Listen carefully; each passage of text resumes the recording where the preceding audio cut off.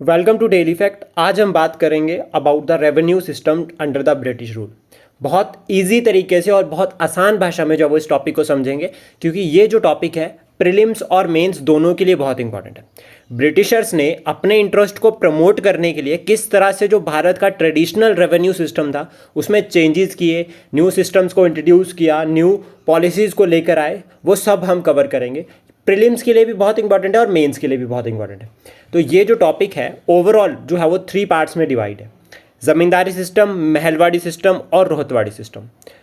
ये सिस्टम्स, इनके कॉन्सिक्वेंसेस आपको 1857 के रिवोल्ट के कारण भी मिलते हैं। मतलब उसमें भी जो है ये तीनों सिस्टम जो है वो इन्वॉल्व है। यानी कि ये 3 सिस्टम्स ने क्या किया, हमारी जो सोशल, पॉलिटिकल, इकोनॉमिक लाइफ थी उसमें जो है वो क्राइसिस लेकर आए। जब इस सिस्टम में क्राइसिस ये लेकर आए, ये तीनों की वजह से क्राइसिस आए, तो फाइनली लोगों ने क्या किया, यहाँ पर रिवोल्ट किया सरकार के अगेंस्ट। तो ये पहला इंपॉर्टेंट सिग्निफिकेंस है। तो इस तरह से आप इसको अगर इंटीग्रेटेड अप्रोच के साथ पढ़ते हो तो आपको यहाँ पर जो है वो हेल्प मिल सकती है मेंस के लिए भी साथ में।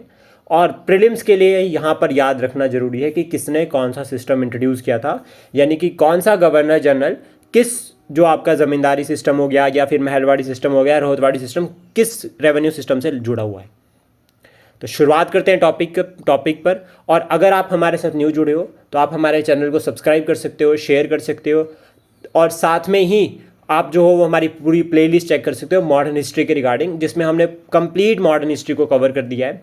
इसमें जो है वो 1498 से लेकर जो है वो हमने पूरा जो है वो 1947 तक जो है वो हमारा जो है वो स्ट्रगल पूरा कंप्लीट हमने किया है फ्री ऑफ कॉस्ट। मतलब कोई इसके लिए जो है वो हमने फीस नहीं रखी है। पूरी वीडियो आप चेक कर सकते हैं बहुत ईजी लैंग्वेज में, और पूरा का पूरा इवेंट वाइज जो है वो हमने कवर किया है।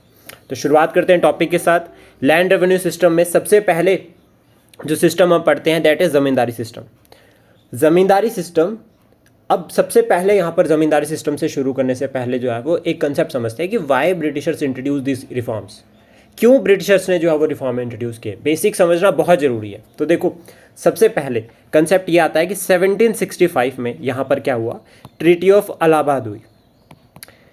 ये जो ट्रीटी ऑफ इलाहाबाद हुई, ठीक है, इससे क्या हुआ,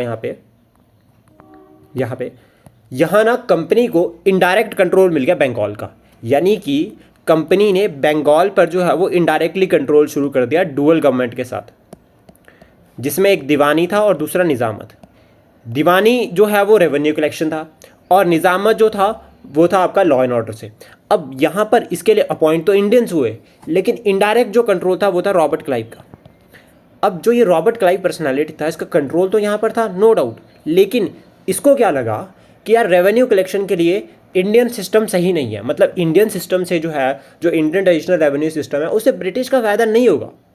तो उसने कुछ रिफॉर्म्स जो है वो छोटे छोटे जो है वो बंगाल में रेवेन्यू में इंट्रोड्यूस किए, ताकि ब्रिटिश का जो रूल है या ब्रिटिश जो कंपनी थी वो ज़्यादा से ज़्यादा प्रॉफिट अर्न कर सके रेवेन्यू से।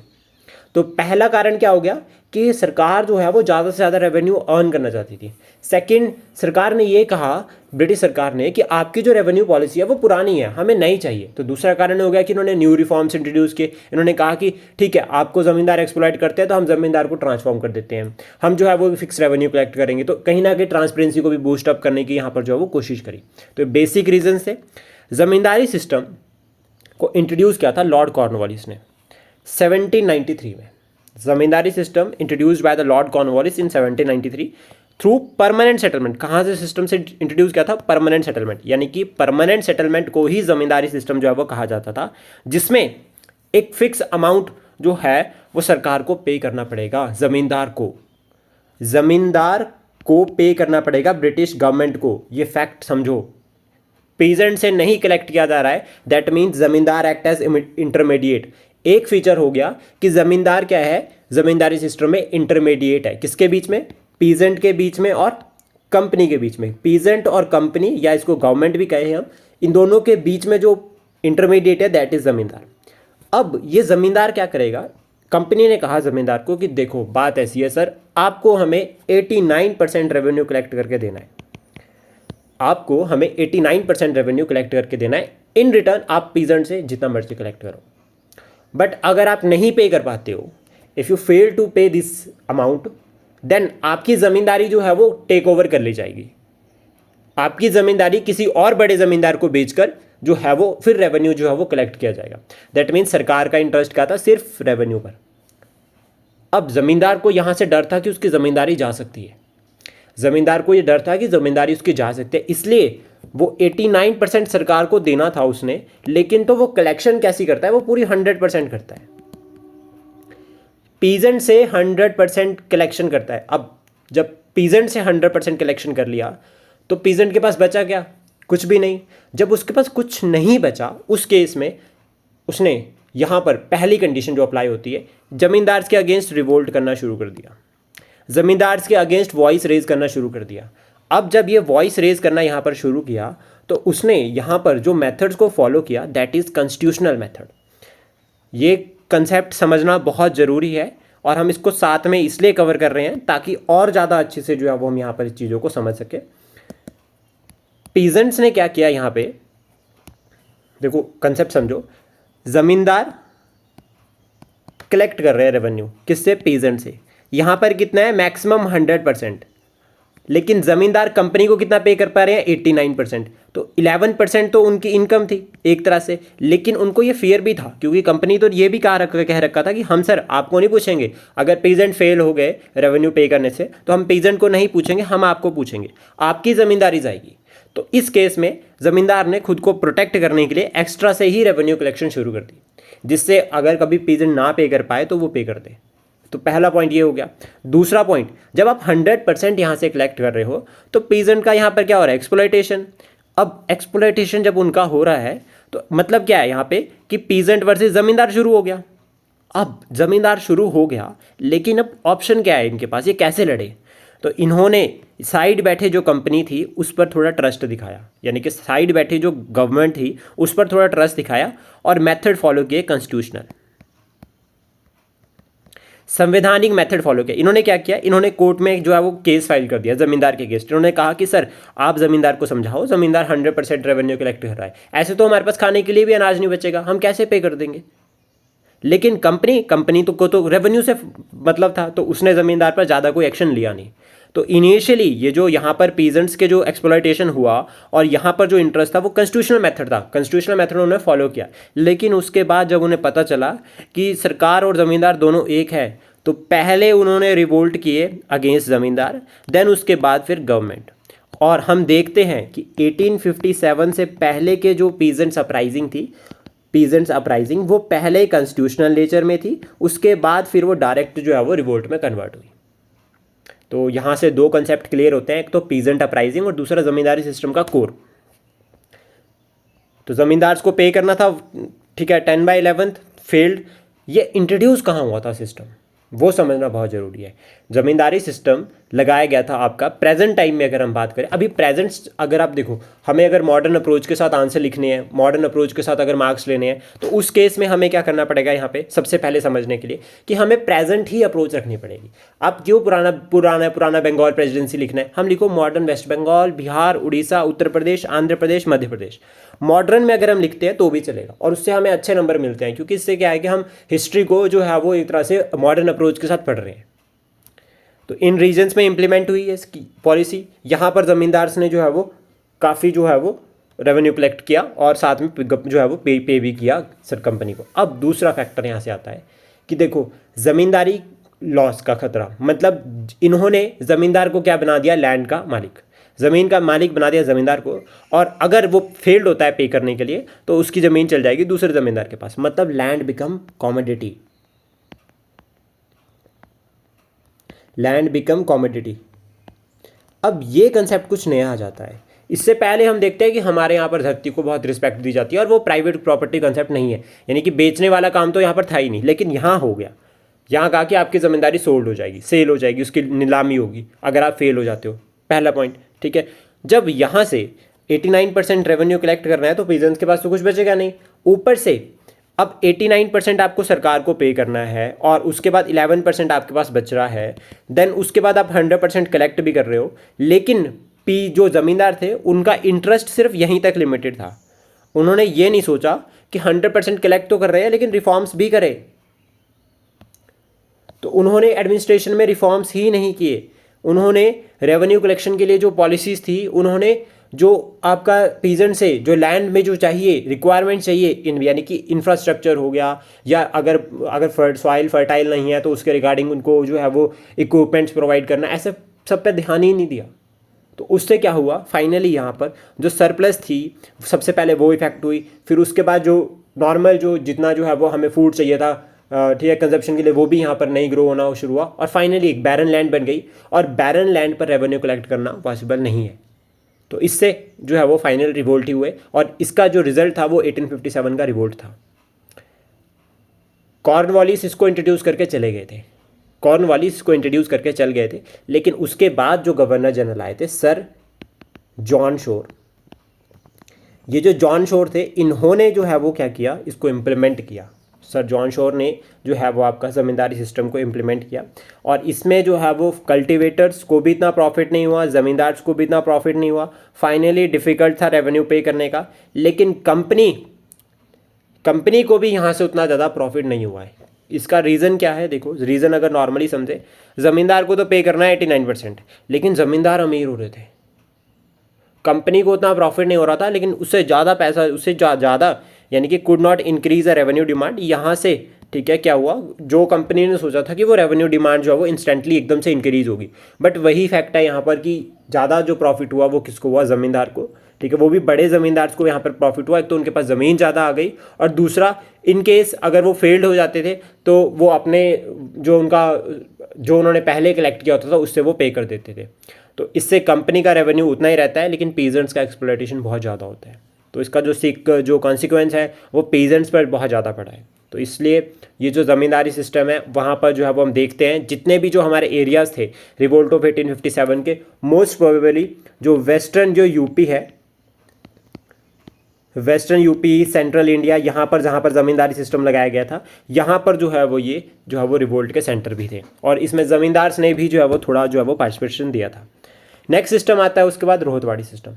रोहतवाड़ी सिस्टम से ही हम इसको यहाँ पर बेसिक जो है वो कंसेप्ट में क्लियर कर लेते हैं। देखो ये पॉलिसी रोहतवाड़ी सिस्टम, इससे जुड़े पर्सनालिटीज़ कौन थे, सबसे पहले ये देख लेते हैं प्रीलिम्स के लिए। तो कैप्टन अलेक्जेंडर रीड और सर थॉमस मुनरो, इन्होंने ये इंट्रोड्यूस किया था कहाँ पर, मद्रास प्रेसिडेंसी में।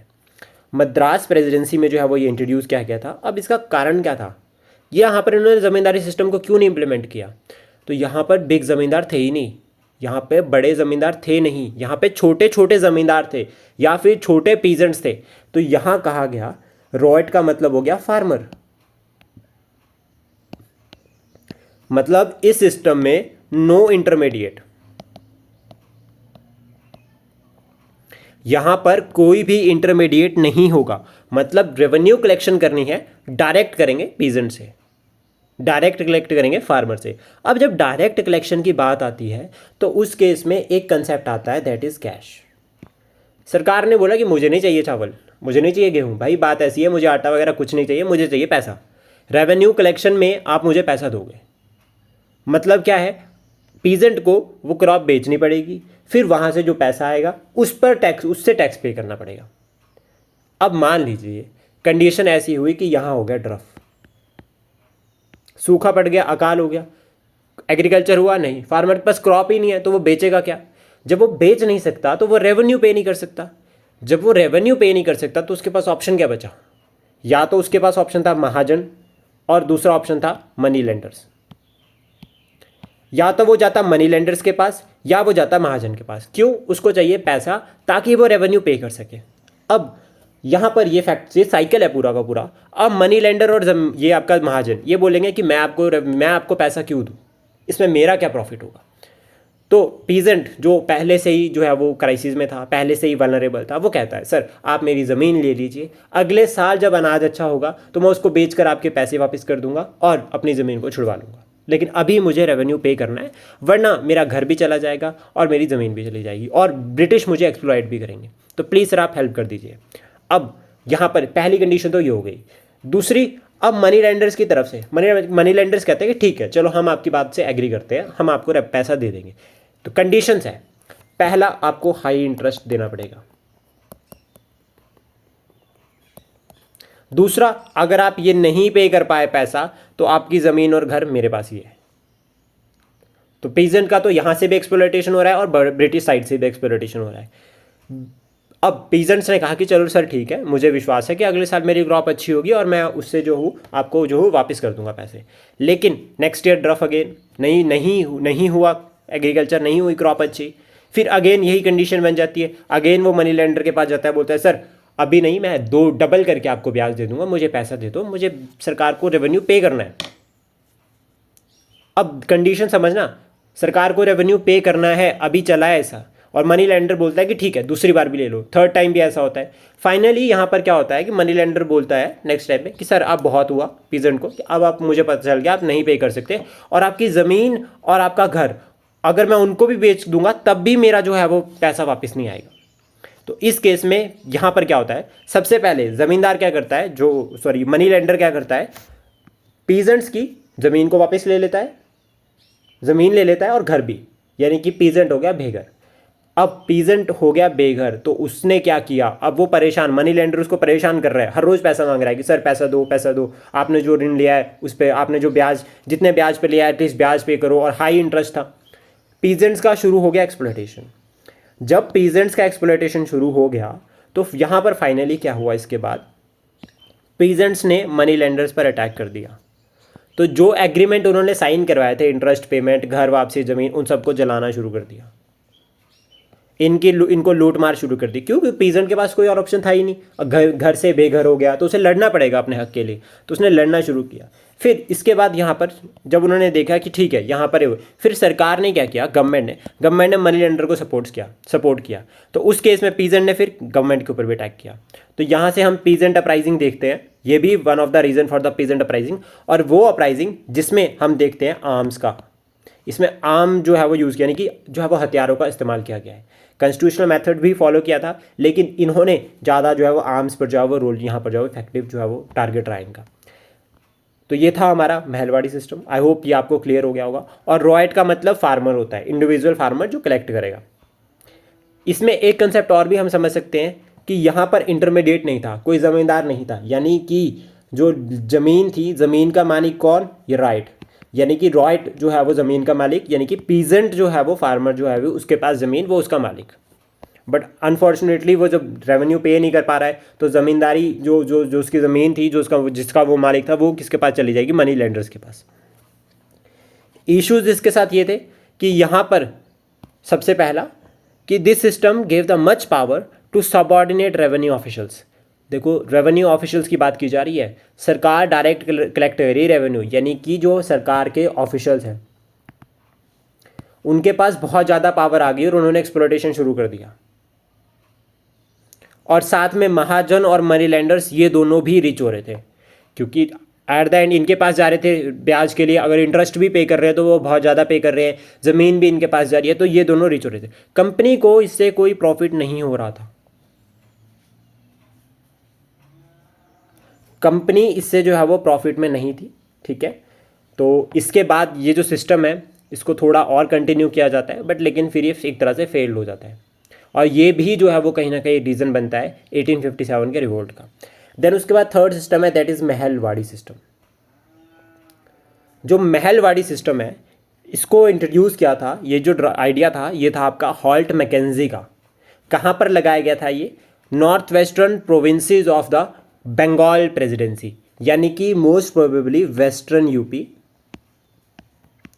पंजाब, ये वाला जो रीजन है यहाँ पर लगा है आपका ये सिस्टम महलवाड़ी। अब यहाँ पर क्या था, यहाँ पर पेजेंट भी छोटे नहीं थे और यहाँ पे ज़मींदार भी बड़े नहीं थे। तो यहाँ पर सोचा गया कि अब रेवेन्यू कैसे कलेक्ट किया जाए। तो इन्होंने ये कहा, यहाँ पे सरकार ने डिसाइड किया कि हम जो विलेज हेड है उसके पावर देंगे, विलेज हेड को ये पावर देंगे कि वो रेवेन्यू कलेक्ट करेगा।